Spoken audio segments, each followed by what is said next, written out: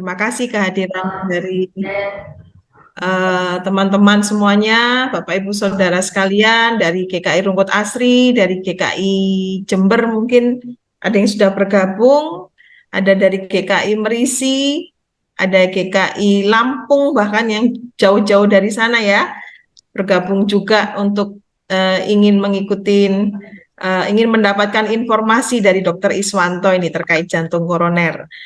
Dari GPIB Gentakasi, dari Betani, GKI Pondok Chandra, Rekbun, dan juga Bapak Ibu Saudara sekalian semua yang sudah mendaftar. Ya, pada sore hari ini kita akan memulai acara seminar penyuluhan kesehatan jantung koroner. Sebelumnya kita akan buka dalam doa pembukaan. Minta tolong Penatu Abram untuk bisa membawakan dalam doa pembukaan. Ya, baik. Mari kita berdoa.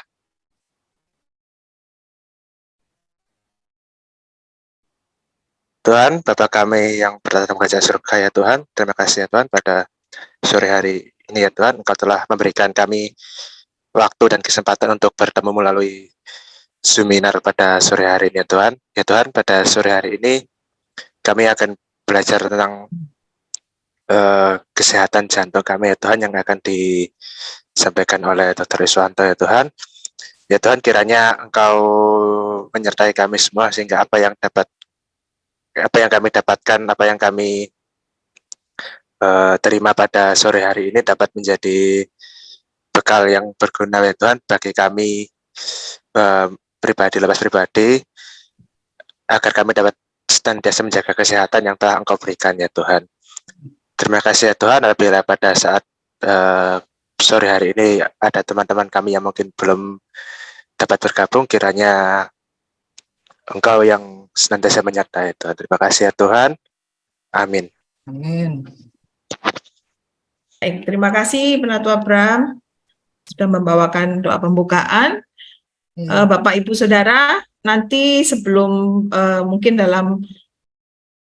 belum pembacaan riwayat hidup tentang Dr. Iswanto, Bapak Ibu sudah punya simpenan pertanyaan nih, apa yang mau ditanyakan, boleh di chat di room chatnya, di room chat Zoom, supaya nggak lupa nanti di saat Pak Dr. Iswanto sudah menyampaikan ternyata pertanyaan yang sudah disimpan yang akan ditanyakan kelupaan. Boleh di chat dari sekarang. Kemudian nanti setelah Dr. Iswanto menyampaikan akan ada sesi tanya jawab. Jikalau di saat penyampaian apa yang disampaikan Dr. Iswanto ingin ditanyakan di sesi tanya jawab, langsung raise hand. Caranya ada di reaction ini ya, di dalam slide-nya Zoom. Nanti ada tanda angkat tangan, bisa disampaikan di situ. Nanti saya akan pandu satu persatu untuk boleh menyampaikan pertanyaannya kepada Dr. Iswanto. Baik, saya akan membacakan tentang Dr. Iswanto. Dr. Iswanto Pratanu, SPJPK FIHA adalah yang menjalani praktek di Mitra Keluarga Surabaya. Beliau ini merupakan dokter yang terpercaya untuk menangani berbagai konsultasi terkait penyakit jantung dan pembuluh darah dengan pengalaman selama 17 tahun sebagai dokter. Selama menjalani konsultasi dan pemeriksaan dengan Dr. Iswanto, pasien merasa nyaman karena beliau dikenal ramah dengan penjelasannya yang detail dan sangat sabar. Jadi Bapak Ibu jangan khawatir ya, kalau mau konsultasi, mau curhat terkait jantung koroner atau pembuluh darah kepada Dr. Iswanto, beliau ini sangat sabar dan akan dijelaskan secara detail. Nah, Bapak Ibu Saudara juga dapat melakukan konsultasi, berbagai pemeriksaan dan tindakan medis terkait jantung, termasuk prosedur angiografi dengan menemui Dr. Iswanto Pratanu di Mitra Keluarga Surabaya. Untuk riwayat pendidikannya, pada tahun 1984 sebagai sekolah di Kedokteran Umum Universitas Airlangga Surabaya. Tahun 1993 Beliau mengambil spesialis jantung dan pembuluh darah di Universitas Airlangga Surabaya. Mungkin dari Dokter Iswanto ada tambahan lagi, Pak Dokter, untuk pendidikannya. Cuman ini ya, Pak. Cukup. Oke, siap. Kita akan mendengarkan penyampaian dari beliau, pakarnya jantung, koroner, dan pembuluh darah. Saya persilahkan untuk Dr. Iswanto Pratanu untuk menyampaikan sesinya. Monggo, Bapak.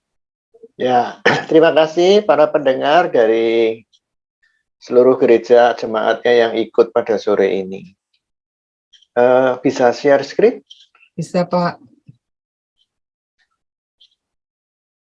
Sore ini judulnya itu penyakit jantung koroner dan faktor-faktor risikonya.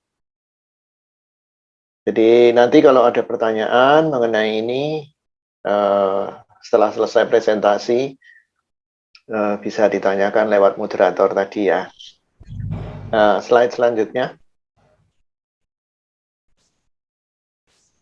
Nah, jantung kita itu, dia berdenyut paling tidak itu dalam 1 hari 24 jam, itu kira-kira 100.000 kali. Hebat berarti ya.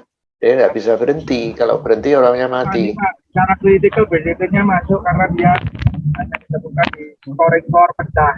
Loh, suaranya sopo ibu?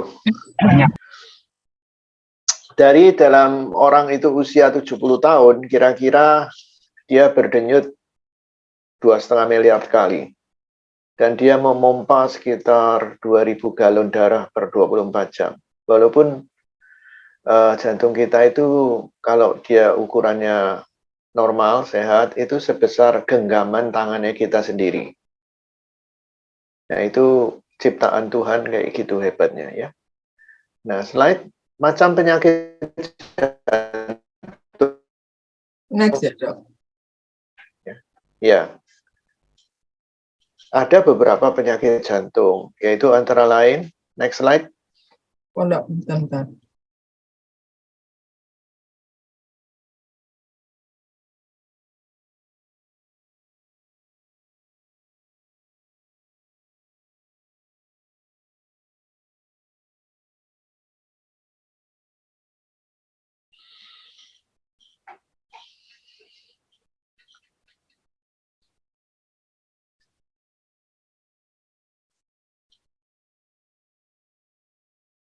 Bisa. Kok gambarnya tetap? Bentar Coba ya. enggak usah pakai presentasi, pakai anu aja. Dan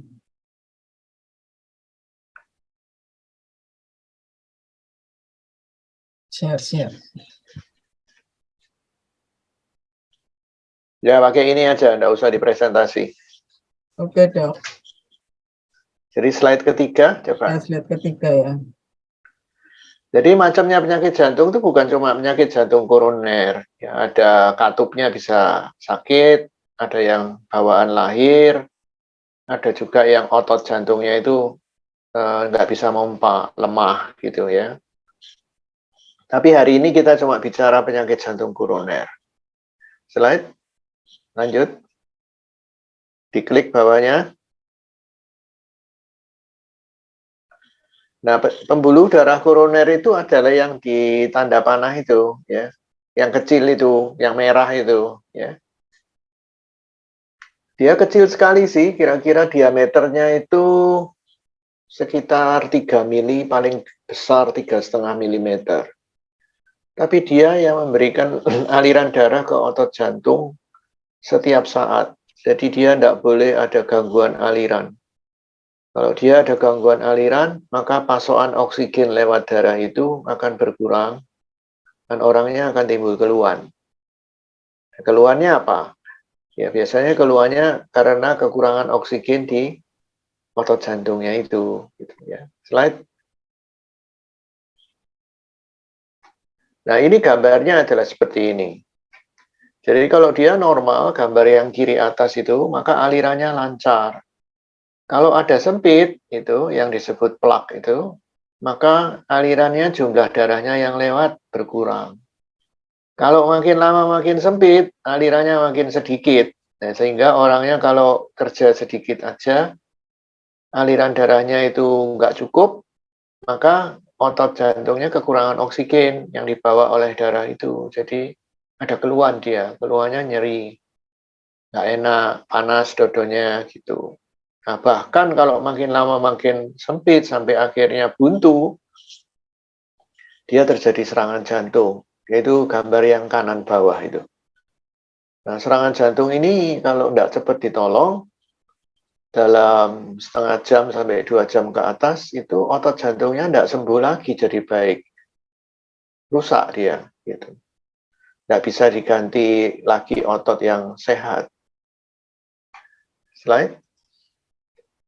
Nah, contohnya seperti gambar ini, itu kalau pembuntuannya di panah yang atas itu, maka daerah di bawah dari pembuluh darah itu yang rusak, gitu. Warnanya di situ tampak hitam, gitu, coklat tua, ya.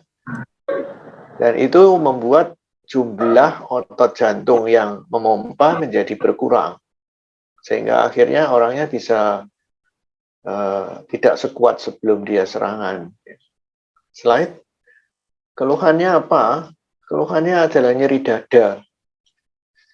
Nyeri dadanya seperti tadi tergantung dari sempitnya itu seberapa beratnya.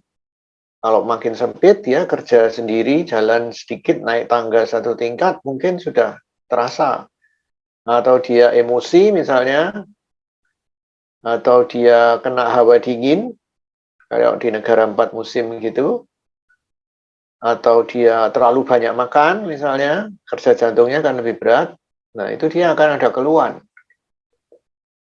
Nah, keluhan ini tidak boleh disepelekan karena dia itu sebenarnya adalah mekanisme peringatan dari tubuh kita sendiri untuk menunjukkan ini loh ada yang tidak beres gitu.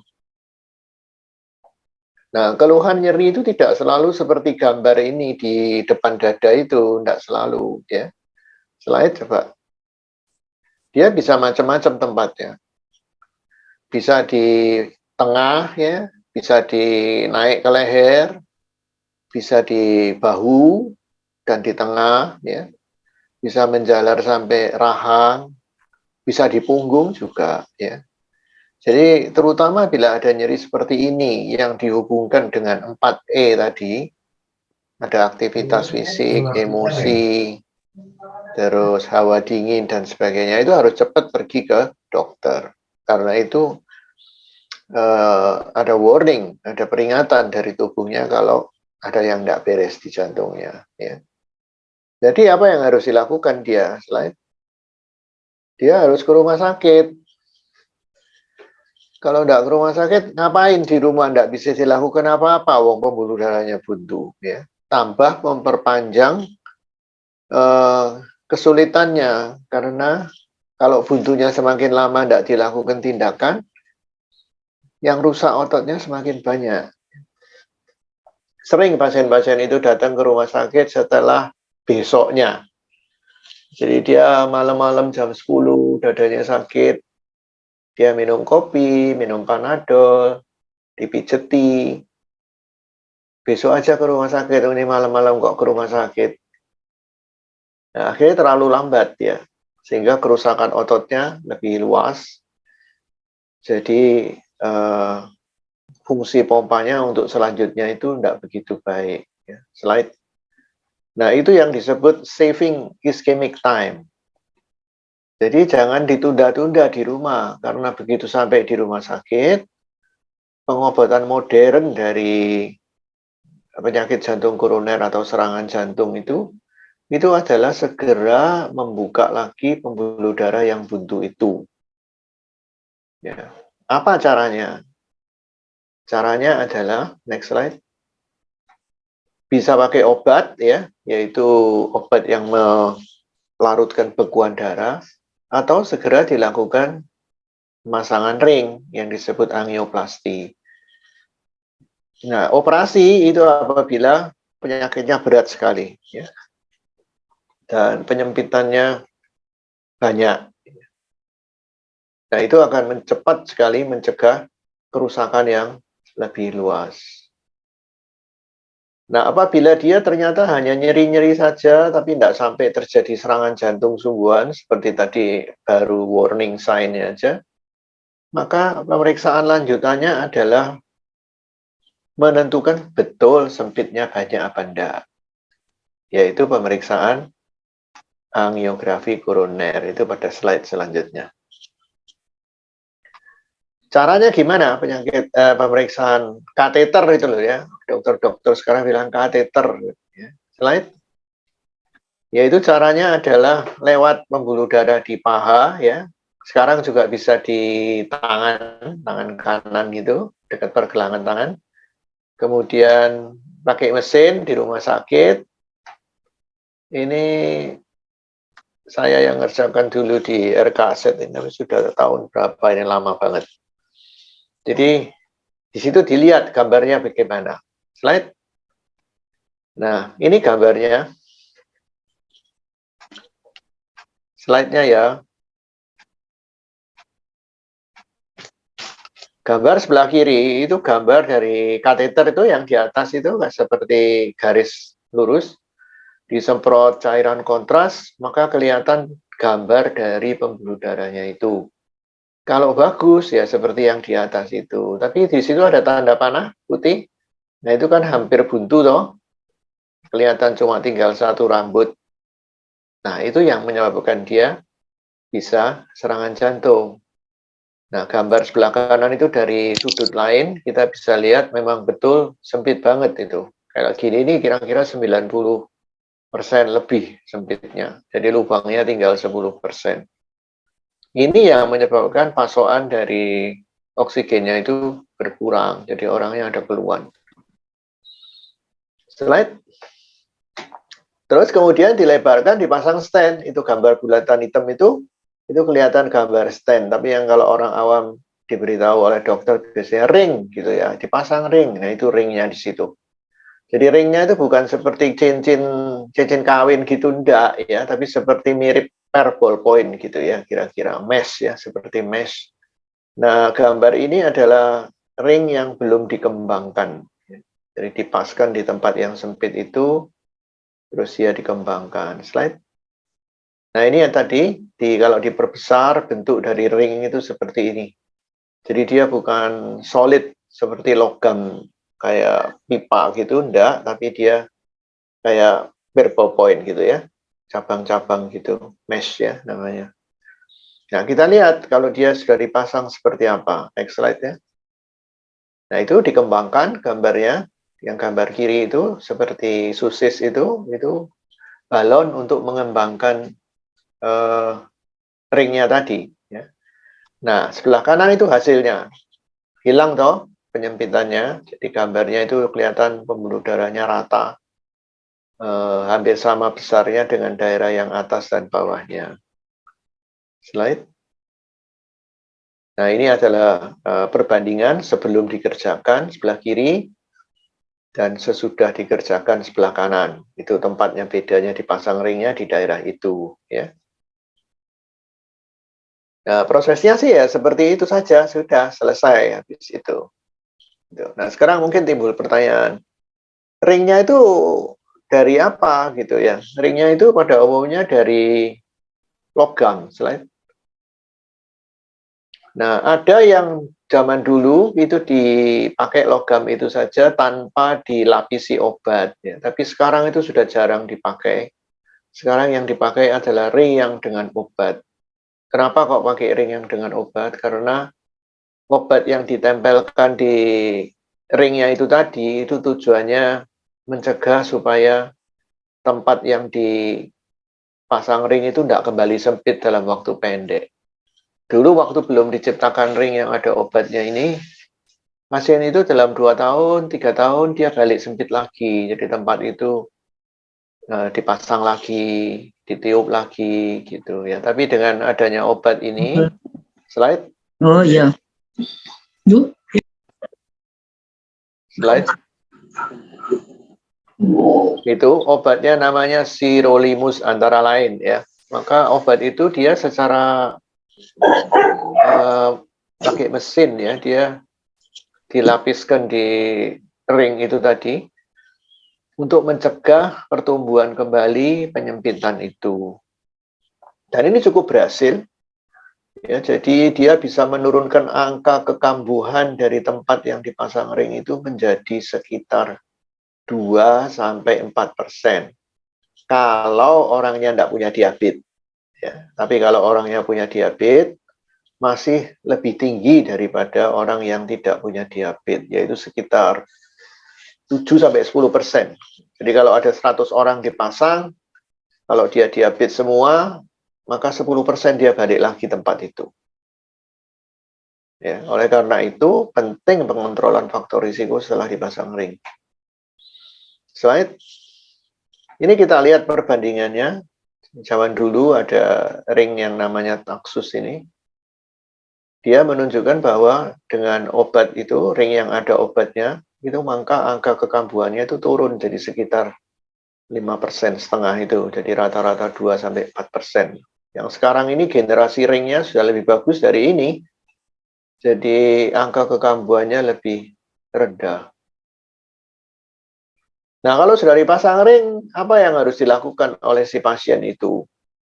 Ini ceritanya. Kalau dia setelah dipasang ring, penyembuhannya itu dari ring itu beda dengan ring yang tanpa obat. Ya. Dia ada slow, kan? Lebih slow karena ada obat yang menghambat penyempitan itu. Ya. Jadi dia harus tetap minum pengencer darah, aktivitas fisiknya bertahap, nggak boleh langsung nge-gym gitu ya, enggak. Ya. Tapi dia akan mendapatkan benefit yang baik, yaitu dalam waktu yang lama sekali, ringnya itu tetap bagus. Slide. Loh, slide-nya ketinggalan 2 loh. Nah, oke. Nah, sekarang setelah ring itu aktivitas fisiknya apa?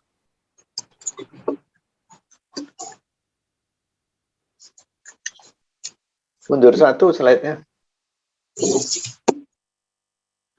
Ya, aktivitas fisiknya adalah jalan biasa. Tidak boleh angkat-angkat berat. Jadi tidak boleh nge-gym yang tarik-narik halter itu. Boleh nyupir. Kalau dia masih muda, mau aktivitas seksual boleh. Ya. Tapi sekali lagi, patokan petunjuk-petunjuk ini adalah tergantung dari kondisi individual si pasien itu pada waktu dia dipasang ring. Misalnya apa? Umur 1, kedua dia serangan jantung duluan apa enggak pada waktu dipasang. Kalau dia sudah serangan jantung duluan baru dipasang dan lagi pompa jantungnya enggak bagus, ya harus spesial nanti petunjuknya, enggak sama seperti yang umum ini. Ya. Slide.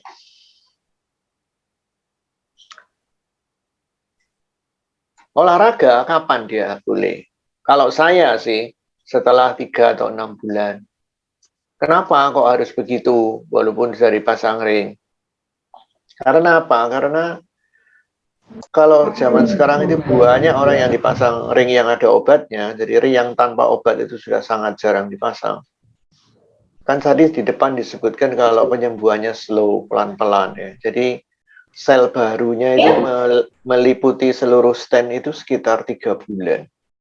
Jadi makanya itu setelah komplit sel baru itu meliputi ringnya, maka dia lebih aman untuk olahraga. Maksudnya gitu. Ya,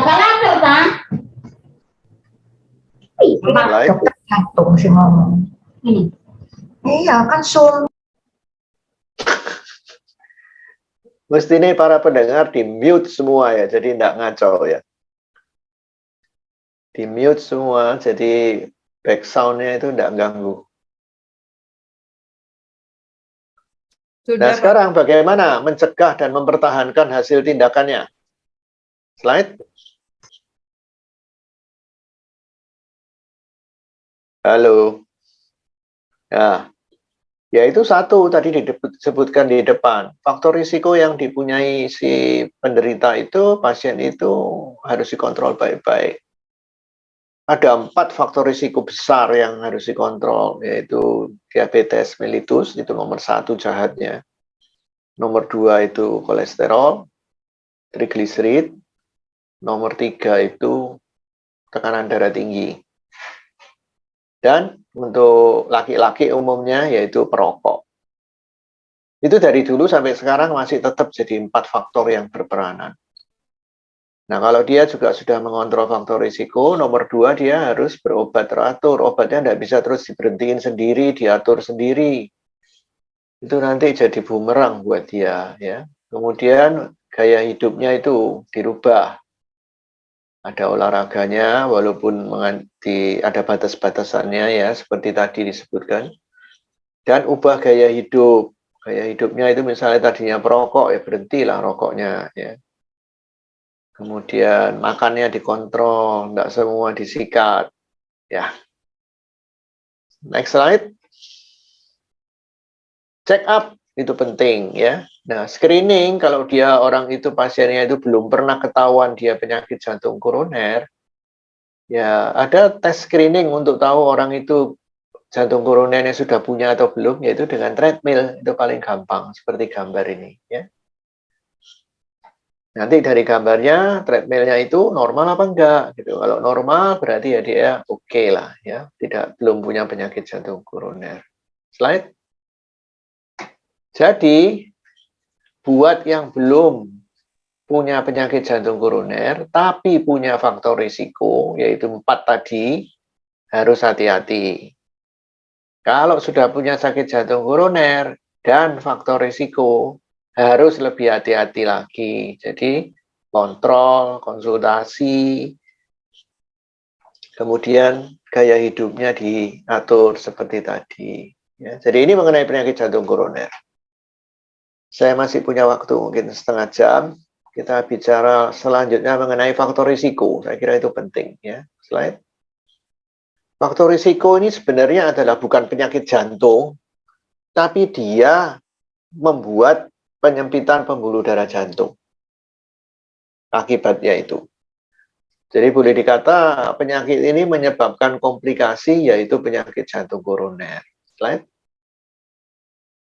Nah, faktor risiko itu ada 2 macam, dibagi 2. Yang penting ada 2 ini, yaitu satu yang tidak bisa dirubah dan yang bisa dirubah oleh si pasien itu atau dokter. Ya.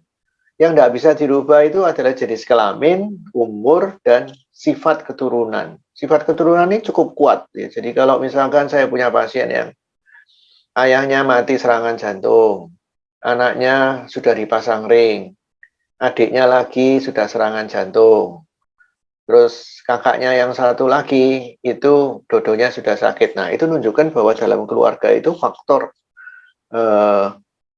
family history-nya itu kuat banget gitu. Ya, jadi orang-orang yang mempunyai riwayat dari atasnya itu penyakit jantung koroner, dia harus lebih disiplin daripada orang yang tidak punya faktor risiko seperti itu. Nah, faktor risiko yang bisa dirubah yaitu tadi yang di sebelah kanan, yang 4 tadi itu. Diabetes, kolesterol, tekanan darah tinggi, merokok, obesitas, itu jarang dibahas, tapi itu penting banget, ya. Dan yang jarang dibahas lagi itu stres. Stres itu kronik, tapi dia bisa menyebabkan adrenalinnya naik, dan itu bisa menyebabkan lama-lama penyakit jantung koroner. Kita mulai dulu faktor risiko yang penting, salah satu dari yang bisa dirubah ini, yaitu tekanan darah tinggi. Hipertensi namanya. Gampang sekali diagnosanya, yaitu diukur. Sekarang bisa beli alatnya sendiri. Di atas 140-90 selalu, maka itu dianggap dia punya tekanan darah tinggi.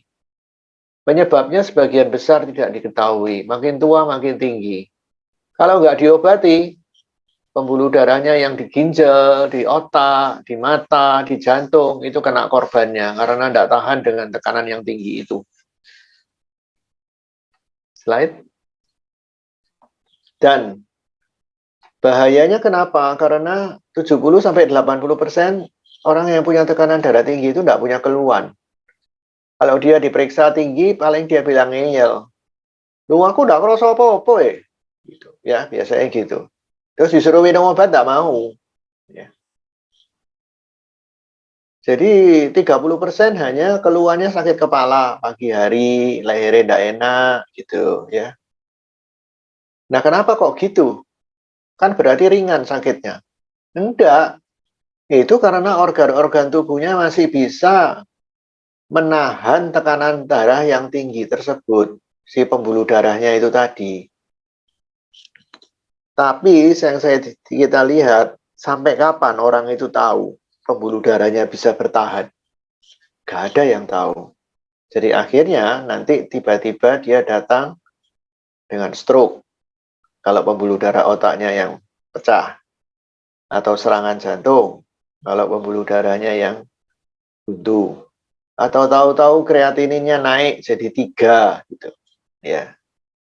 Atau tahu-tahu jalan kok kakinya jadi lemah yang sebelah kiri, enggak taunya pembuluh darahnya buntu yang di kaki.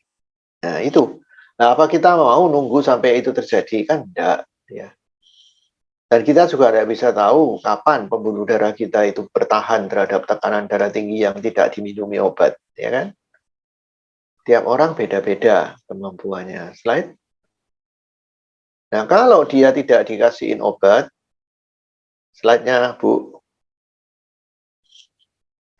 Jantungnya jadi gede, gitu loh, lihat ya gambarnya itu. Yang merah itu adalah ukuran jantung yang normal. Tapi kalau dia tidak dikasihin obat, maka korbannya jadi jantung ini jadi gede dia. Gede itu bukan tambah kuat, tapi tambah lemah. Keluhannya dia ngongsrong kalau jalan, gampang capek, kakinya bengkak, tidurnya harus bantalnya di atas 2, misalnya tidur bantal 1 nggak bisa. Nah, kalau dia sudah mendapatkan gejala seperti ini, itu berarti penyakitnya sudah lanjut banget dari tekanan darah tingginya itu. Karena jantungnya sampai capek. Nggak diobat-obati soalnya sama si pasiennya itu. Jadi, kalau jantungnya udah gede seperti ini, pompanya sudah lemah, itu menunjukkan sudah fase akhir dari perjalanan penyakitnya. Biasanya saya ngomong sama pasiennya, oh kamu sudah sampai di pintunya sekolah, gitu. Sebentar lagi sudah masuk sekolah. Nah, jadi fase akhir. Ya. Oleh karena itu, kalau hipertensi seperti ini, jangan nunggu sampai payah jantung. Diukur tinggi, itu diobati. Ya. Slide. Demikian juga pada organ yang lain, pada ginjal. Jangan nunggu sampai kreatininnya 3. Ya. Jangan nunggu sampai stroke. Jangan nunggu sampai matanya kabur. Jangan nunggu sampai kakinya kalau jalan lemah. Ya. Jadi di mana ada pembuluh darah, komplikasi dari tekanan darah tinggi itu bisa terjadi di situ, nggak cuma di jantung toh. Ya. Nah, organ-organ yang penting sekali, ya semuanya penting sih organ tubuh, yang bisa mempengaruhi kehidupannya orang itu ya antara lain ini tadi, jantung, otak, mata, ginjal. Ya. Jadi apa yang harus dilakukan? Slide. Yaitu tadi, jangan sampai komplikasinya kerusakan organ tadi itu terjadi. Gimana caranya? Menurunkan tekanan darahnya. Gitu. Nah, tadi di depan disebutkan bahwa tekanan darah tinggi ini penyebabnya tidak diketahui. Jadi, gimana? Kan tidak bisa sembuh. Betul, tidak bisa sembuh. Apalagi orang itu umurnya tambah tua, pembuluh darahnya menjadi lebih kaku, maka tekanan darahnya menjadi lebih tinggi, gitu ya. Jadi harus bisa dikontrol. Kontrolnya pakai apa? Ini, next slide. Kontrolnya 1, non obat. Duh. 2, dengan obat. Ya, kita bahas dulu yang non obat. Slide. Nah, non obat itu adalah gaya hidup. Orangnya harus olahraga, tidak boleh terlalu banyak makanan olahan, jangan makan snack-snack itu, terus garamnya itu konsumsinya dikurangi, ya bisa pakai low salt. Low salt itu garam diet namanya. Itu ada di supermarket. Banyak buah, ya, tidak merokok, fast foodnya dikurangi. Makanan kaleng dihindari, karena makanan kaleng itu kan pakai pengawet. Pengawet makanan itu adalah garam, jadi konsumsi garamnya akan tinggi dia. Nah, non obat yang lain apa? Slide. Olahraga, ya. Olahraga itu pada prinsipnya bukan olahraga yang ngangkat beban, ya, tapi olahraga yang bersifat isotonik, yaitu artinya olahraga yang seperti aerobik gitu ya. Tapi ya tidak seperti yang di TV-TV itu disesuaikan dengan umur ya. Nah, pegangannya apa? Pegangannya kalau orang itu misalnya umur 65 tahun misalnya ya, maka olahraga yang dia lakukan itu hitungan berat ringan olahraganya itu diukur dari denyut jantung pada waktu dia olahraga itu. Itu ada rumusnya, yaitu 220 dikurangi umur. Jadi kalau tadi orangnya 60 tahun lah, gampang ya. Jadi 220 dikurangi 60 kan berarti 160. Itu maksimumnya. Nah, olahraganya jangan 160 denyutnya, diambil 70%-nya dari 160 itu. Jadi mungkin ya sekitar 125, 130, udah cukup itu segitu selama 20-30 menit, seminggu 3 kali. Ya, itu pedoman umumnya. Kemudian kalau dia obesitas, slide, ya harus turun berat badannya. Nah, cara menurunkan berat badan sebaiknya itu alami, tidak perlu tergesa-gesa, tidak perlu beli obat penurun berat badan. Suruh olahraga aja, ngurangi konsumsi. Ya. Sebenarnya berat badan orang itu naik kan tergantung dari kalorinya dia dipakai buat aktivitas dan kalori yang dia masukkan dari makanan. Dijomplang no, jadi kalori yang masuk itu dikurangi, yang dibuang olahraganya ditambahi. Ya. Jadi nanti dia akan kurus. Dan itu harus dilakukan terus-menerus. Harus ada kemauan, tidak boleh putus asa, dan tidak boleh bosen. Caranya gimana? Biasanya orang yang bikin cepat gemuk itu dia kalau makan banyak karbohidrat yang kalorinya tinggi, sugars ya, yang karbohidrat yang jahat. Jadi harus bisa memilih makanan. Oh, tadi saya sudah makan lemper 2 misalnya. Lemper 2 ada ketannya, ada dagingnya. Itu sama dengan nasi 1 piring. Jadi jangan makan lagi nasi piring. Atau dia makan, oh saya tadi makan pangsit mie. Oh ini saya makan sama nasi nanti ya, makan 2 piring kan berarti.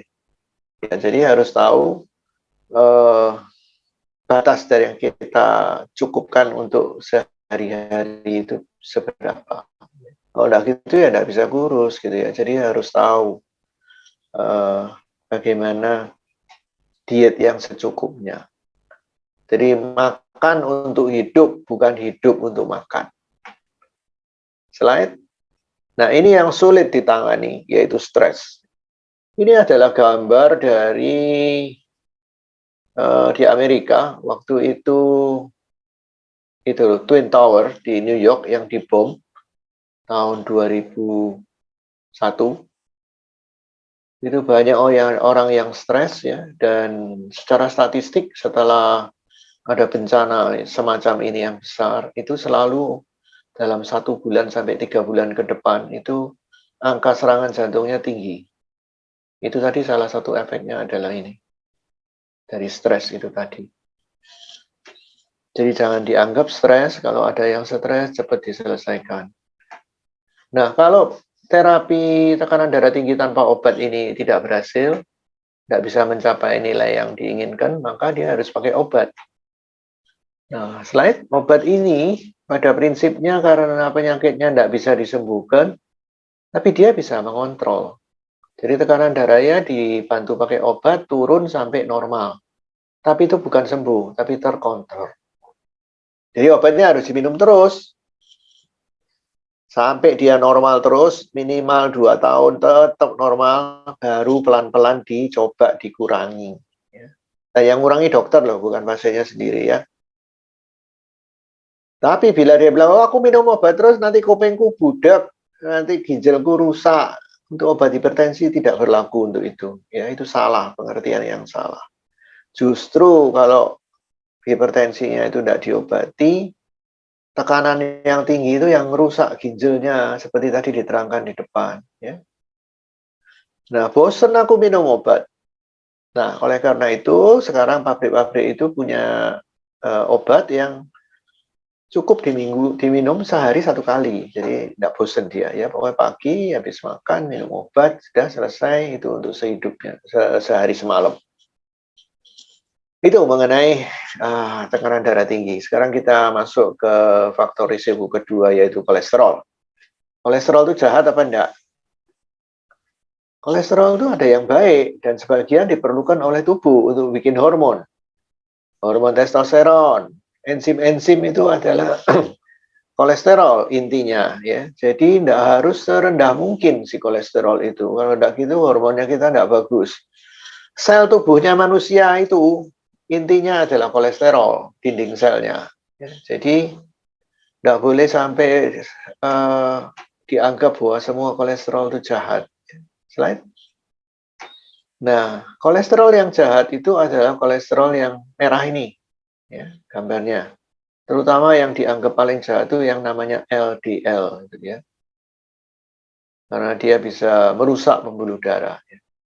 Nah, kolesterol yang bagus itu yang HDL. Nah, kolesterol HDL ini dia bisa meningkat hanya dengan olahraga. Obat dulu ada yang dicoba untuk menaikkan HDL, tapi dia punya efek samping. Jadi akhirnya tidak disukai. Ya. Jadi olahraga supaya HDL-nya naik. Karena HDL ini dia melindungi kita. Nah, apa tandanya kalau orang itu ada tendensi kolesterolnya naik? Slide. Paling enggak nanti pulang dilihat di cermin, di kelopak matanya itu ada putih-putih seperti gambar ini apa enggak?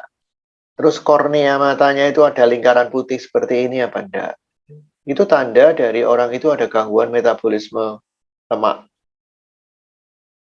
Ya, jadi ini harus diperhatikan kalau kita semua ada yang kayak gini, mesti pergi ke dokter atau paling enggak periksa dulu kolesterolnya, dia tinggi atau enggak ya. Nah, lemak ini ada jenis yang tertentu yang disebut trigliserid. Slide. Trigliserid ini sumbernya itu biasanya dari makanan. Ya. Dia jarang dibentuk oleh tubuh sendiri seperti kolesterol. Jadi, biasanya sumber makanannya itu yang harus dikontrol orangnya. Apa sumber makanan yang bisa menyebabkan trigliserid tinggi? Pengalaman saya itu ada 5 buah-buahan, dicatat ya. Itu nomor 1 durian, nomor 2 mangga, nomor 3 alpukat. Ini sering diengkel sama orang. Oh, alpukat katanya baik gitu. Iya, kalau metabolisme trigliseridnya tinggi, cobaan lah nanti makanan terus nanti 2 hari periksa nanti kan 350. Ya. Kemudian yang lain adalah nangka. Dan terakhir adalah kelapa. Kelapa dan produk-produknya. Apa? Minyak kelapa, minyak goreng. Kemudian santan, ya. Mentega itu berasal dari nabati juga, ya. Susu full cream itu bisa naikkan trigliserid, ya. Keju, ya. Itu dihindari. Nah, berapa sih nilai normalnya kolesterol itu? Slide itu kita lihat di sini. Nanti bisa pinjem ini, bisa dilihat di buku-buku juga ada. Sebaiknya total kolesterol kurang dari 200. Trigliserid kurang dari 150 gitu ya. Kalau HDL setinggi mungkin ya. Tidak ada batasnya, makin tinggi makin bagus. Nah, selain pengobatannya apa? Sama seperti tekanan darah tinggi tadi, non obat yaitu lifestyle, cara hidup ya. Nah, kalau tidak berhasil yaitu obat ya. Nah, sekarang yang lifestyle apa? Slide-nya itu ada gambar nama ini piramida makanan ya. Jadi ini menunjukkan porsi dari apa yang kita konsumsi sehari-hari dari makanan. Kira-kira kayak gini. Jadi kalau yang paling bawah itu paling lebar itu jumlahnya lebih banyak kita pakai itu. Ini nasi, roti, pasta gitu ya. Kemudian di atas itu yang harus banyak juga buah-buahan dan sayuran. Nah, yang atasnya lagi daging, keju, susu itu lebih sedikit lagi ya. Dan kalau minyak-minyak itu di paling atas lebih sedikit lagi gitu ya. Ini dalam 1 hari ya atau seminggu seperti ini perbandingannya. Jadi kalau orang Indonesia sebenarnya cukup sehat sih sebenarnya kan, banyak nasinya, banyak fibernya. Lo ke dek sini deh tadi. Ke keluar bikin loli makan. Saya bikin tadi ya. Nah, berikutnya ini tadi kalau pakai obat ya, kita lihat bahwa ada macam-macam obat ya. Di Indonesia itu negara yang pengaturan mengenai obat itu kurang begitu ketat seperti di luar negeri ya. Kita bisa beri obat untuk kolesterol ini Tokopedia loh. Ada pasien saya yang kayak gitu. Slide. Ini macam-macam obatnya. Dia beli di Tokopedia. Loh, saya tanya, loh kamu kok beli di Tokopedia kenapa? Iya, lebih murah. Tapi Tokopedia sebenarnya tidak boleh menjual obat golongan G seperti ini, harus di apotek. Jadi bahaya kalau ngatur sendiri obat ini. Ini bukan permen ya, karena dia punya efek samping. Dan kalau lihat penyakit dari jantung koroner oleh karena lemak yang tinggi, itu maintainnya adalah lifelong, seumur hidup. Dan tidak hanya tergantung dari minum obat tok ya. Tadi kan sudah disebutkan lifestyle itu lebih penting nomor 1. Kalau tidak bisa turun baru dibantu obat, sehingga dosis obatnya tidak terlalu gede ya. Nah, ini saya kira faktor risiko yang penting tadi. Jadi sampai di sini dulu. Think it over ya. Kita semua ini yang mendengarkan ini, di mana yang saya punya faktor risikonya. Saya kira sampai sini selesai. Kalau ada pertanyaan silakan lewat moderator.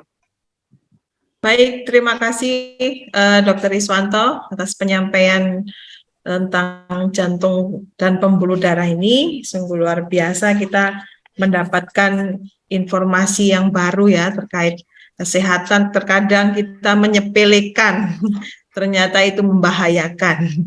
Iya, ini sudah ada beberapa pertanyaan dokter dari chat room. Saya bacakan satu persatu Pak Dokter. Dari Bapak Herman, jika saat bersin kadang ada rasa sengkring di dada, apakah itu juga tanda-tanda jantung? Ya, kemudian dari Bapak Denny. Satu-satu Oh, satu-satu. Oke, itu ya. Aja dulu Bapak. Dari Bapak Herman. Kalau bersin itu kan bukan suatu aktivitas fisik ya. Jadi dia tidak dihitung sebagai suatu tanda dari penyakit jantung koroner. Aktivitas fisik, emosi, exposure terhadap hawa yang ekstrim, atau kebanyakan makan ya. Jadi kalau dia ada sengkring itu mungkin hubungannya di bidang THT atau paru-paru ya. Jadi saya kira sih pergi ke dokter tersebut. Selanjutnya. Selanjutnya dari Bapak Denny.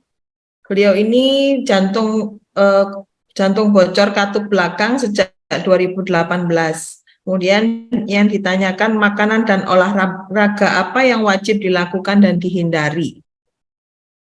Oke, ini kan di luar penyakit jantung koroner ya pertanyaannya. Tapi tak bantu jawab ya. Kalau klepnya itu bocor, ya tentunya jantung itu akan dia jadi lebih berat kerjanya. Nah, biasanya dokter akan memberikan obat untuk membuat supaya si jantung itu kerjanya lebih enteng ya. Tapi obat itu yang dipakai untuk orang yang dengan jantung bocor itu tidak membuat bocornya jadi sembuh, enggak. Dia hanya membantu kerjanya lebih ringan. Jadi sebenarnya pantangan makan pada orang yang jantung bocor itu enggak spesifik, enggak ngaruh itu ya. Kecuali dia super suka makan banget gitu dan dia obes sekali misalnya, ya itu sangat berpengaruh. Berarti jantungnya kerjanya lebih berat ya. Yang lebih penting buat dia membatasi aktivitas fisiknya yang berat. Tapi itu sekali lagi juga tergantung derajat bocor katupnya itu. Ya. Oke, ada lagi? Oke, selanjutnya dari Bapak Yonatan, dokter. Beda nyeri itu merupakan gejala jantung atau GERD? Itu seperti apa? Ya, itu pertanyaan yang bagus. Satu lagi, serangan jantung itu biasanya terjadi kalau penyumbatan berapa persen? Itu dari Bapak Yonatan. Oke, ya itu pertanyaannya bagus. Sering itu terjadi, pasiennya datangnya ke dokter penyakit dalam. Bertahun-tahun dikasihin obat penyakit lambung. Obat mah, sirup, obat pil gitu ya, tapi dia masih tetap sakit. Nah, akhirnya ketahuan bahwa oh dia ini penyakit jantung koroner gitu. Nah, kenapa kok begitu? Bisa seakan-akan menipu.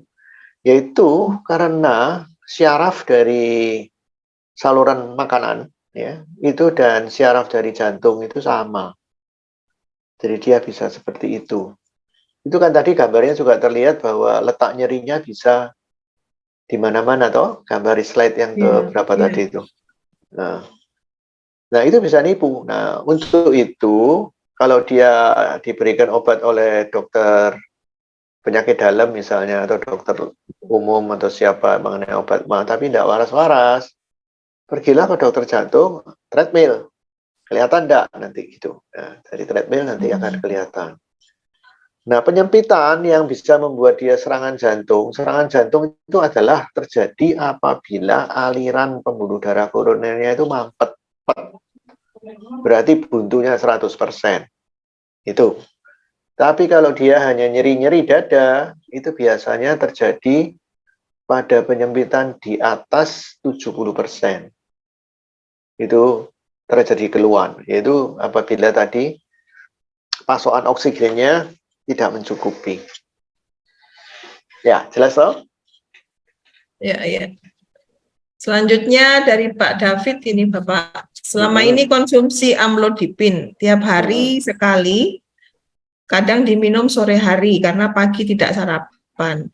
Nah, kalau tekanan sudah 140 ke bawah, apakah boleh berhenti minum amlodipinnya? Karena kata orang kalau hipertensi, obat amlodipin akan dikonsumsi terus-menerus. Begitu, Pak. Tuh, tadi kan sudah diterangkan itu.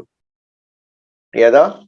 Tekanan darah tinggi 95% tidak diketahui sebabnya. Tambah tua, tambah naik.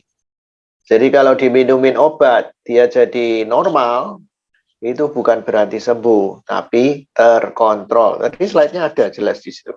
Ya, betul. Jadi tetap diminum, karena obat itu dia hanya bekerja untuk 1 hari saja. Masa ada obat diminum sekali untuk seminggu? Kan tidak ada. Obat itu mempunyai masa kerja.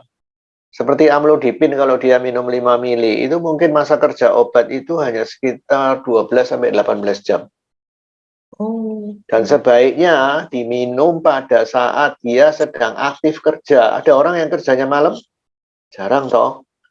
Kerjanya kan pagi sampai sore, jadi minumnya ya pagi.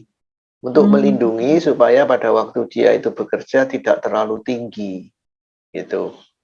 Ya, jadi apa kata orang itu? Nah, benar ya. Berarti kalau dia minum sekali-sekali, itu artinya dia memainkan tekanan darahnya sendiri naik turun. Iya kan? Ya, ya. Ya. Selanjutnya dari Ibu Grace, apakah minum kopi secara rutin dapat menyebabkan gangguan jantung, Dok? Bisa.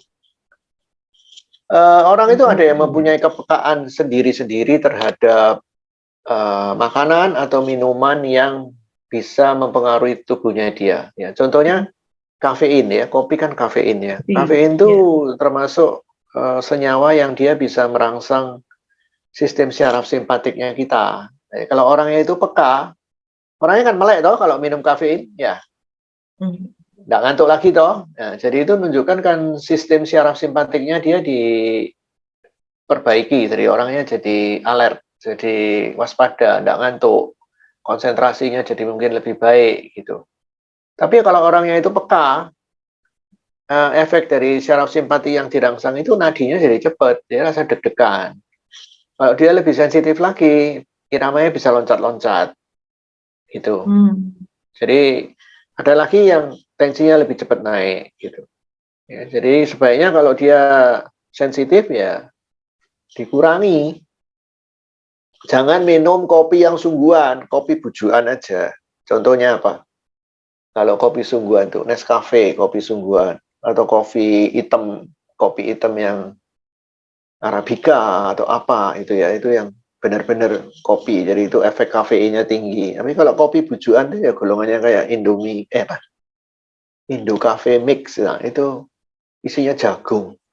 Kapal api itu isinya jagung, bukan kopi. Ya, ya, ya. Tapi lebih baik tidak makan itu karena kita berarti makan bahan kimia toh. Ya, Ya, ya. Mbak. Apalagi? Dari Bapak Armando ini saya pernah cek kesehatan ada sinus aritmia. Apakah itu berbahaya, Dok? Itu apa ya? Orangnya umur berapa Armando ini? Kalau dia umurnya di bawah Di bawah 35 sampai 40 tahun, sinus aritmia seperti itu normal.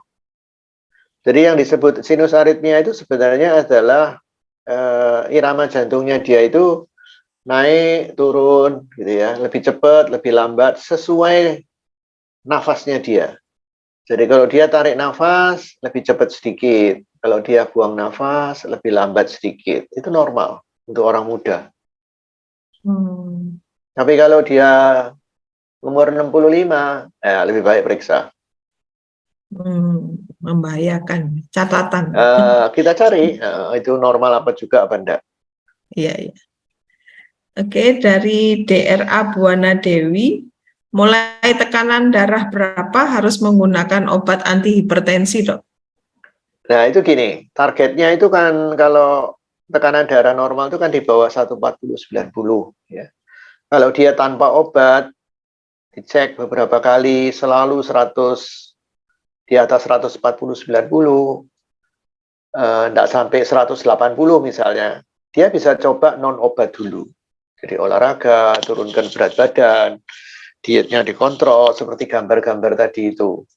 Dievaluasi 1-2 bulan. Kalau dia bisa menjalankan non obat itu dengan baik, tapi dicek tekanannya masih tetap tinggi seperti sebelum lifestyle-nya dirubah, berarti lifestyle itu tidak berhasil, jadi harus dibantu obat. Nah, sekali dibantu obat karena lifestyle-nya tidak berhasil, ya seumur hidup toh.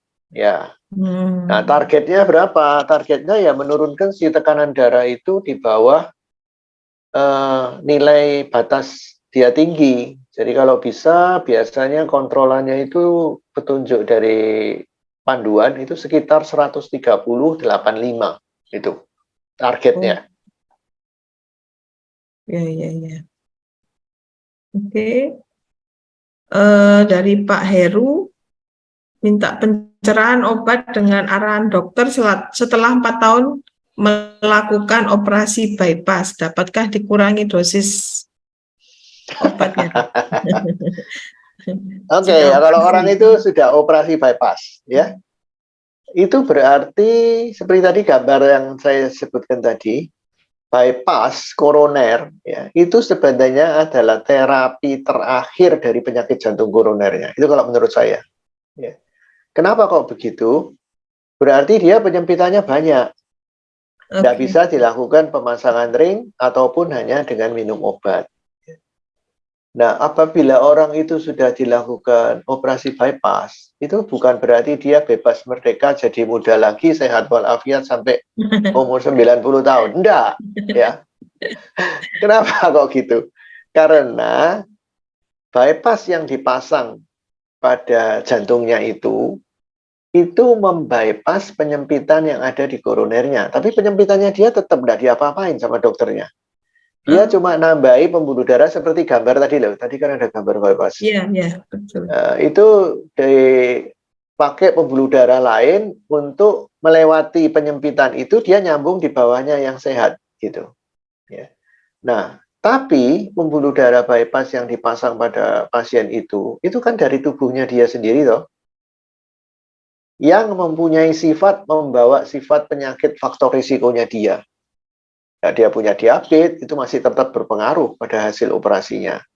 Kalau dia punya kolesterol, tetap berpengaruh pada bypassnya.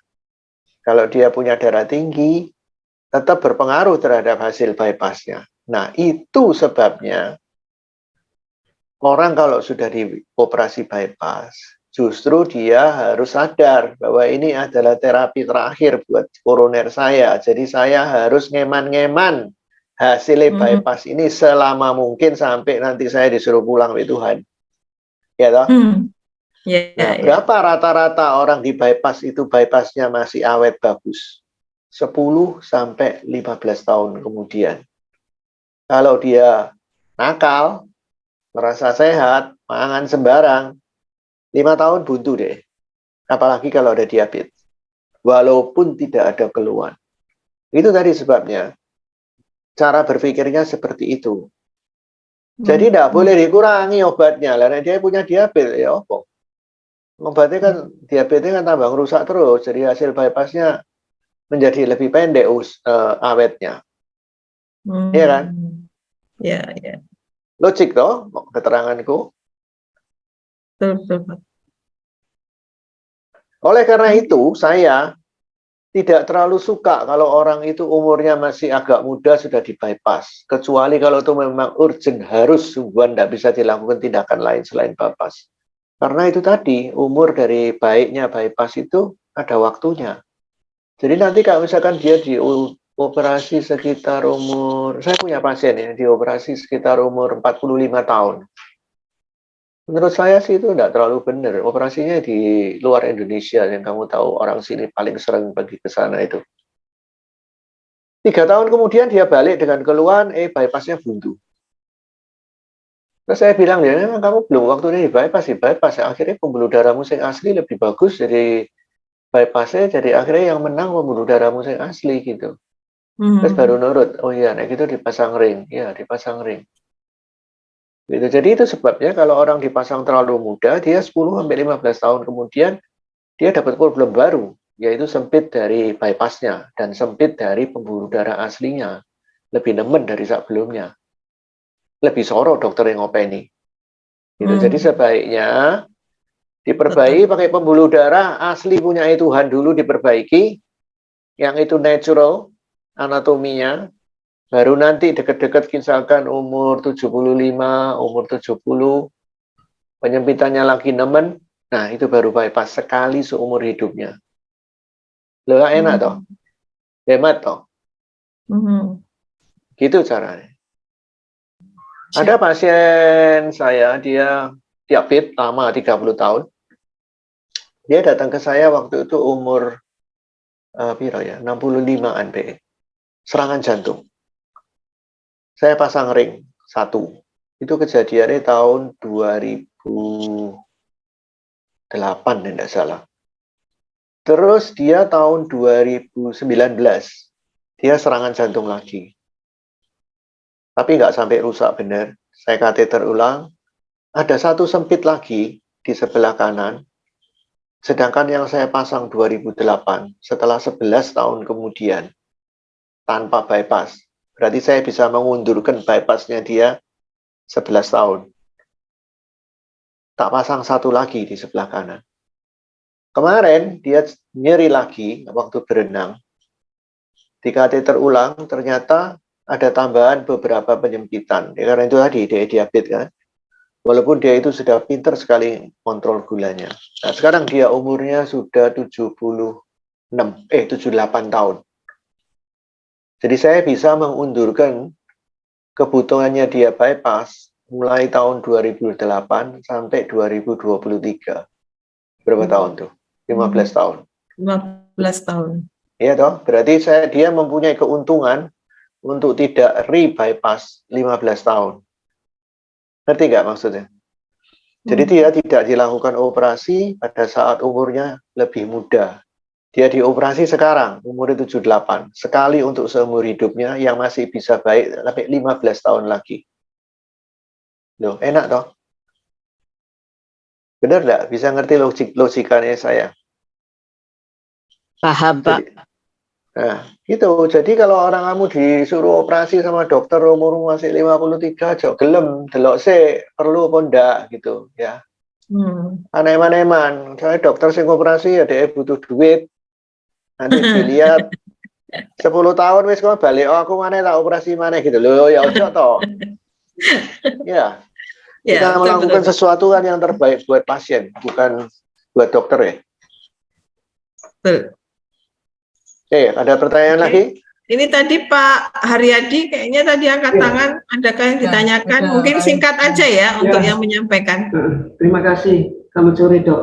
Dok, ini saya mau tolong tanya, pembuluh yang tersumbat, apakah itu masih, apa istilahnya, masih empuk atau sudah jadi kerak? Apa itu bisa sekali-kali pecah? Kalau pecah kan larinya kemana-mana, kalau ke otak kan bisa kena stroke ya? Gimana itu? Pembuluh darah di jantung koroner itu loh. Tadi ini berarti meloknya orang ketinggalan nih, orang dari awal. Pembuluh darah jantung itu tidak ada yang pernah pecah kecuali yang ditiup bledos ya. Terlalu besar balonnya. Dia tidak pernah pecah, buntu ya. Yang pecah itu pembuluh darah di otak, bukan di jantung. Gitu. Ya. Enggak, keterangan ini saya dapat dari dokter BTKV loh, Dok. Dia bilang Ya, begitu. BTKV bukan ahlinya, wis sudah dirungokno. Oh gitu.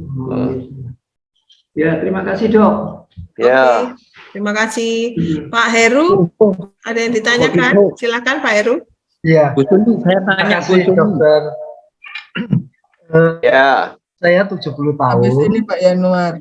Kemudian tidak ada diabetes, tekanan darah normal 85/105, kolesterol juga oke, triglycerid juga oke. Itu kondisi saya.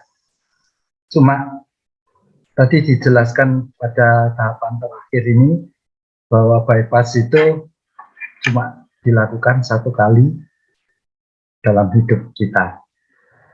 Kalau misalkan terjadi sumbatan pagi, apakah pasang ring masih dapat dilakukan walaupun tidak sampai ke bypass?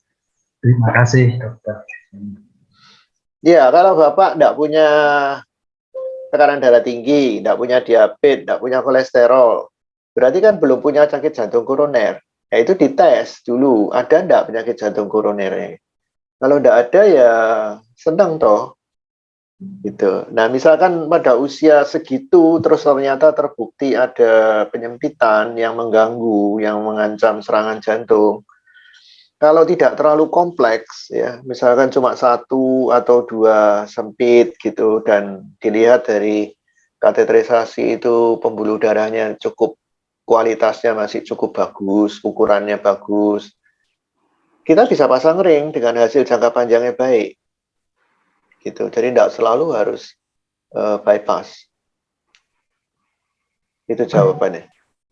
Ya, dokter, maaf. Saya sudah dilakukan bypass 4 tahun yang lalu. Pada orang yang sudah dilakukan bypass, karena tadi kita punya perkiraan bahwa bypass itu baiknya antara umur 10 sampai 15 tahun toh. Jadi kalau orang itu sudah pernah dilakukan bypass dan usia bypassnya itu di atas 5 tahun, walaupun tidak ada keluhan, sebaiknya ngecek ya, apakah bypassnya masih bagus atau enggak, walaupun tidak merasa ada keluhan. Nah, sekarang itu ngeceknya itu tidak perlu harus kateter ulang, ya, tapi kita bisa pakai cardiac CT namanya. Jadi CT scan yang pakai kontras, ya. Itu lebih cepat, lebih enak, lebih hemat untuk tahu apakah bypassnya masih mulus semua, masih terbuka semua, atau ada yang buntu gitu. Ya. Terima kasih, dokter. Ya, itu di setiap rumah sakit di Surabaya sekarang ada pemeriksaan CT kardiak namanya. Ya. Bagus sekali. Pemeriksaan nanti itu apabila 1 tahun 1 kali, dok? Udah boleh. Itu kan ada radiasinya, ada kontrasnya. Ya, sesuai kebutuhan. Jadi itu yang menentukan sih dokternya. Jadi biasanya sih di treadmill dulu, nah treadmillnya itu positif, baru dilanjutkan dengan CT kardiak. Kalau treadmillnya normal ya sudah diam-diam aja gitu. Oke. Ya. Obatnya tapi terus, nggak boleh berhenti obatnya. Oh iya, iya. Terima kasih banyak, dokter. Ya. Caranya. Tuhan berkati. Selanjutnya, dokter. Pak Yanuar Bu Suni. Ya, Pak Yanuar, silakan. Ya, Pak Dokter, saya usia sekarang 80 tahun, pada usia 70 tahun dioperasi bypass di Pineng karena udah ada 6 sumbatan, Pak. Sampai sekarang sih ya tekanan darah apa sih masih normal, Pak. Lalu apa penjagaannya, maintenance-nya supaya tetap baik? Minum obat apa kira-kira ya, Pak? Loh, lah dari Penang obatnya apa? Alerten sama Konkor. Loh, pengencer darah enggak dikasih? Dikasih juga sama pengencer darah untuk pagi-pagi. Lah ya itu teruskan, alerten itu kan vitamin. Ya. Ya, tapi tetap harus 10 tahun gini ya treadmill loh. Terus perlu CT kardiak tadi yang saya bilang untuk tahu apakah bypassnya yang dipasang itu masih bagus apa enggak. Oh gitu ya. Tetap harus dikontrol ya, Pak ya. Loh ya, kan sesuai tadi saya sebutkan bahwa umurnya bypass baiknya itu antara 10 sampai 15. Jadi jangan sampai kita nemukannya itu wis telat, wis buntu angel dawa, saya iso diapa-apakno nanti. Kalau saya umur 70, Pak, waktu dioperasi bypass, Pak. Lah ya, itu kan bagus juga. Ya. Ya, Saya beberapa bulan yang lalu itu ngerjakan seorang laki-laki umurnya 84 tahun. Dia dioperasi di Amerika. Kira-kira 30 tahun sebelumnya. Nah, dia sebelum ke saya, dia sudah dipasang ring pada bypassnya itu oleh dokter di Jakarta. Ringnya masih bagus semua. Nah, itu menunjukkan bahwa terapi untuk penyakit jantung koroner pada orang yang sudah di bypass itu bukan berarti finish habis di bypass nanti naik buntu lagi tidak bisa apa-apa. Bisa, yaitu tadi kalau dia belum terlambat datangnya, penyempitannya masih belum terlalu panjang dan sulit, kita masih bisa menolong memperbaiki bypassnya atau pembuluh darah aslinya dengan pemasangan ring. Itu, jadi ya itu tadi saya bilang di atas 5 tahun, ceklah dengan cardiac CT atau didahului treadmill untuk tahu sudah mulai ada gangguan pada bypassnya apa enggak. Gitu. Jadi supaya ketahuan kita bisa memperpanjang usia orang itu lebih baik. Oh, ya. Satu kali lagi, Dok. Operasi di luar, di Pineng kok bisa jauh lebih murah daripada di Jakarta? Kenapa ya, Pak? Itu tergantung dari ini apa namanya, tanya rumah sakitnya kenapa kok gitu ya. Tapi di Penang itu pengalaman saya atau yang biasanya orang Indonesia ke sana itu kan Adventist toh. Nah, Adventist itu pernah dulu ngirim surat ke saya apa itu namanya, ngasih penawaran. Jadi kalau mau ada pasien suruh ngirim ke sana. Jadi dia dulu itu butuh pasien gitu. Tapi sekarang orang Indonesia banyak yang ke sana terus dia bisa operasi. Nah, di sana itu memang lebih murah dibanding di Indonesia. Karena ada ini apa mungkin batasan harga maksimum di sana. Ya. Saya sendiri tidak tahu persis urusan manajemennya di sana itu gimana. Sebab setahu saya obat pun itu di Malaysia itu lebih rendah harganya daripada di Indonesia. Yang saya tahu karena di sana tidak ada PPN untuk obat. Oh begitu, Pak. Jadi si apa namanya pemerintahnya itu punya kebijaksanaan seperti itu. Itu juga yang menyebabkan mungkin ongkos operasi jadi lebih hemat. Oh ya, ya. Tapi Ya, itu Pak. betul Pak Daya mesti dicek loh ya. Ini kan saya juga kabar burung. Ya, makasih Pak Dokter. Ya. Ya. Dokter, masih banyak ini dok pertanyaannya dok. Ayo 15 menit. Iya, cukup. Untuk pencegahan terjadi plang di pembuluh darah, apakah ada obat atau vitamin? Terus pertolongan pertama apa yang bisa yaitu kita faktor lakukan risikonya. bila? Ya, pertolongan pertamanya apa dok? Pencegahan dari plak itu adalah kontrol dari faktor risiko tadi.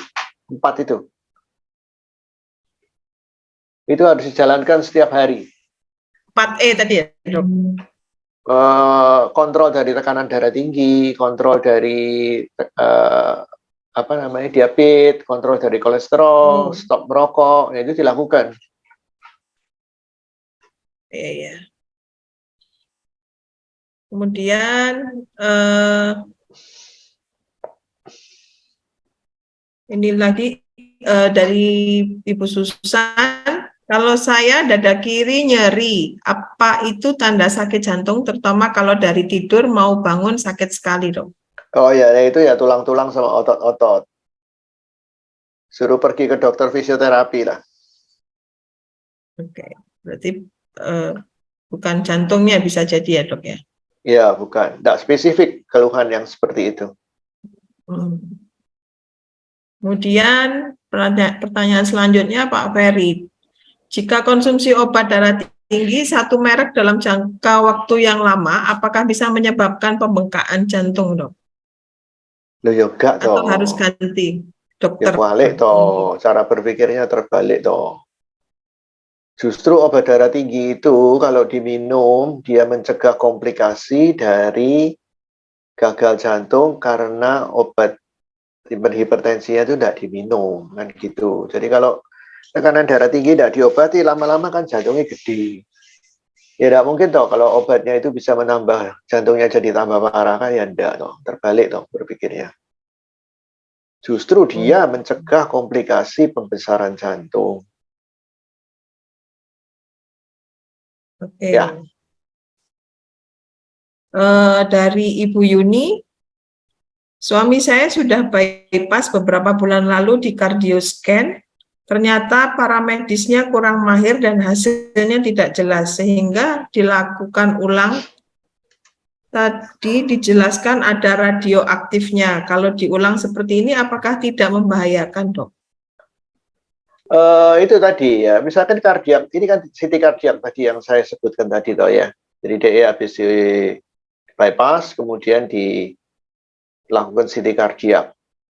Nah, CT kardiak itu pemeriksaannya itu perlu persiapan. Pada prinsipnya persiapannya itu nomor satu, denyut nadinya tidak boleh terlalu cepat. Terus kedua, perlu kerjasama dari si pasien waktu dia diperiksa, yaitu untuk menahan nafasnya beberapa saat. Nah, kalau dia tidak bisa mengikuti aba-abanya, nafasnya tetap naik turun pada waktu dia digambar scan itu, atau nadinya terlalu cepat, ya gambarnya pecah-pecah karu-karuan toh. Itu, makanya itu sebenarnya persiapan dari dan edukasi pada pasien yang mau dilakukan CT kardiak itu harus dimengerti oleh pasiennya, baru dilakukan supaya sekali jadi gitu. Nah, kalau itu dilakukan lagi, tergantung dari keperluannya gitu. Kalau itu memang dilakukannya itu karena ada penyempitan yang harus dideteksi benar, ya alasan itu bisa dilakukan. Tapi tidak boleh terlalu sering, misalnya saben tahun dilakukan tidak boleh karena radiasi ini gede.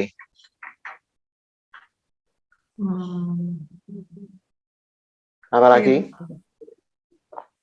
Dari chat sih sudah, Dok. Mungkin ada satu lagi pertanyaan secara ini langsung.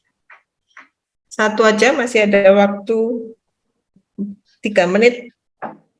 Ya, ini masih lewat 20 menit loh. Belum, Dok, masih 3 menit lagi. Oh iya dah? Oke. Dari Bu Yuni tadi, ada sambungannya, Dok, yang salah kardio tadi, salah apa? Dilakukan ulang lagi. Itu tadi yang salah adalah paramedisnya tidak tepat menempatkan alatnya meleset gitu ya katanya, Dok. Aku nggak ngerti persisnya kayak apa ya, nek dari cara nih ngomong itu. Tapi pada prinsipnya sebenarnya kalau CT kardiak itu kan orangnya ditaruh di tempat tidur ya, CT itu toh. Nah, sebelum si kontrasnya itu dimasukkan, itu dia sudah bikin koordinatnya dulu. Dia gambar di monitornya itu koordinat jantungnya itu letaknya di mana sesuai gambarnya jantung.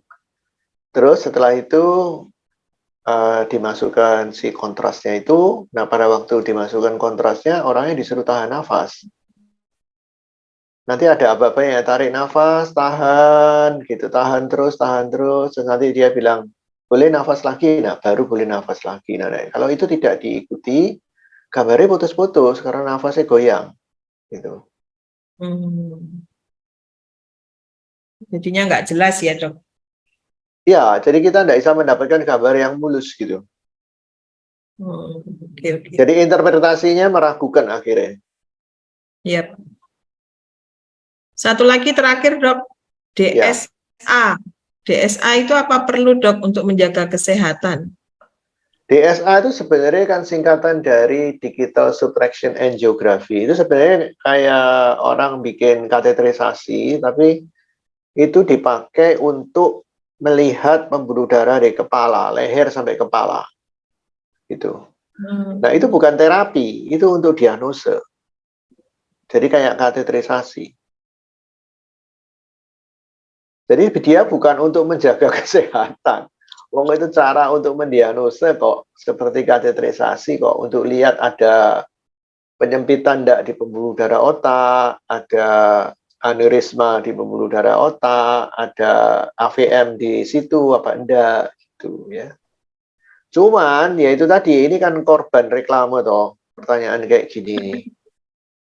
Yaitu yang di Jakarta itu loh. Siapa di rumah sakit tentara, semua orang dilakukan itu gara-gara para pembesar bikin testimoni. Kalau sudah dilakukan ini bisa jadi seger, bisa lebih sehat. Itu sebenarnya salah kaprah. Coba tanyaan di luar negeri ada yang melakukan itu apa enggak, ya ketawain orang sana.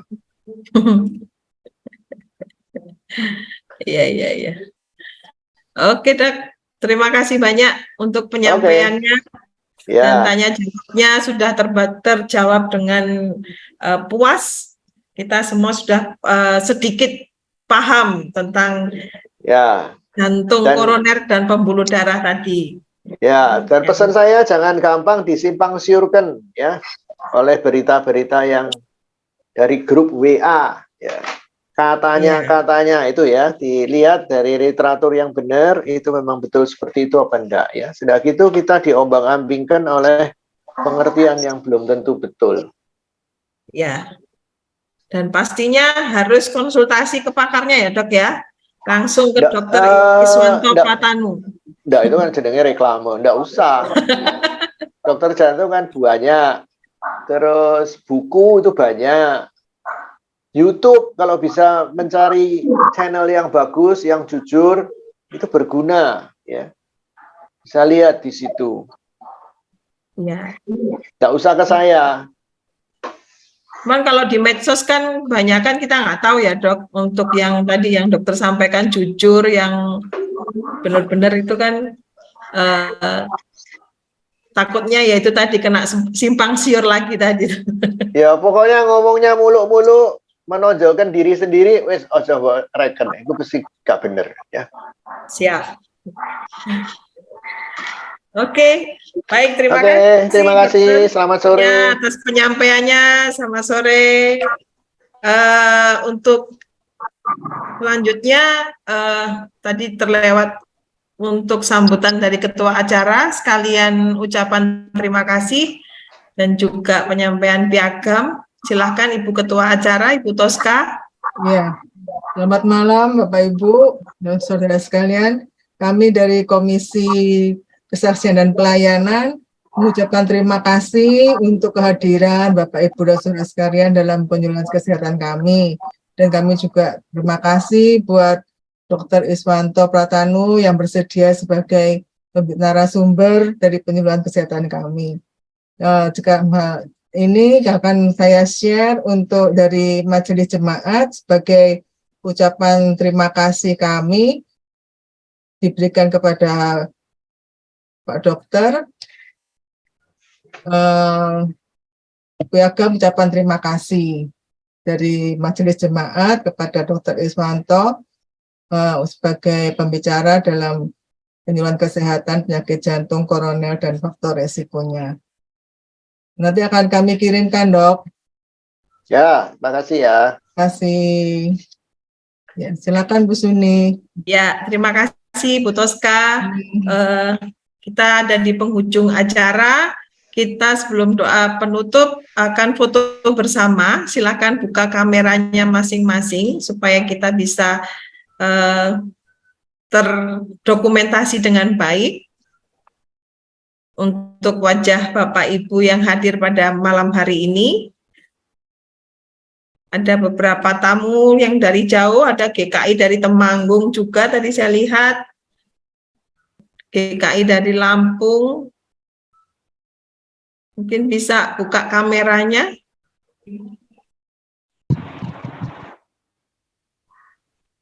Silakan Bapak Herman mungkin untuk dokumentasinya. Ya, baik Bapak Ibu. Kita akan foto bersama, ada 3 sheet ya. Ini saya foto yang sheet pertama dulu. Tolong kameranya dibuka. Menghadap kamera. Senyum yang lebar. 1, 2, 3. Oke, saya save dulu sebentar.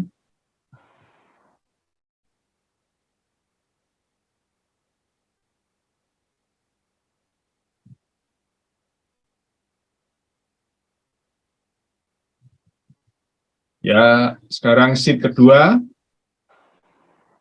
Tolong semua dibuka kameranya, saya ambil lagi gambarnya. Lihat kamera, senyum yang paling manis, 1, 2, 3. Ya, sebentar saya save lagi.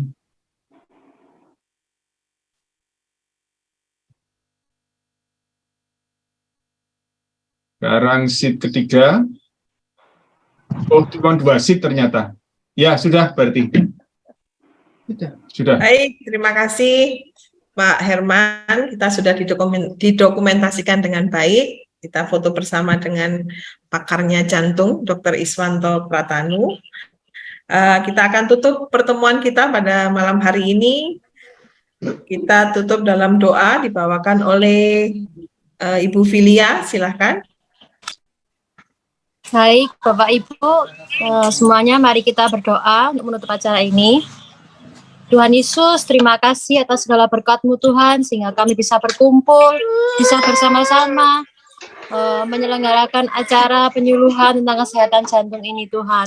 Engkau berkati Bapak untuk kami semua yang telah mendengarkan, agar kami apa yang kami terima bisa berguna untuk kehidupan kami, khususnya untuk kesehatan kami Tuhan, agar kami bisa lebih menghargai tubuh kami, bisa lebih berhati-hati terhadap terutama jantung kami Tuhan.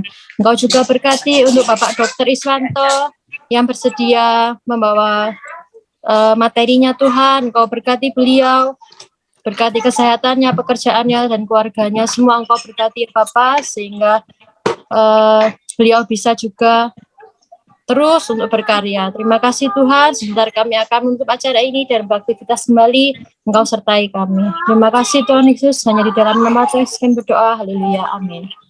Amin. Terima kasih, selamat malam Bapak Ibu. Terima kasih kehadirannya. Selamat malam, terima kasih. Terima kasih ya. Jumpa lagi di sesi selanjutnya. Iya Bu, penjelasannya baik sekali. Ya. Terima kasih. Terima kasih Pak Dokter. Ya, sama-sama. Terima kasih Pak Dr. Iswanto. Panitia jangan keluar dulu ya, panitia. Baik, Terima kasih Bapak Ibu, terima kasih semua. Terima kasih Bu Desta, saya boleh ikut. Ya, terima kasih Bu Heni, Bapak Harjo. Selamat malam ya. Malam. Malam.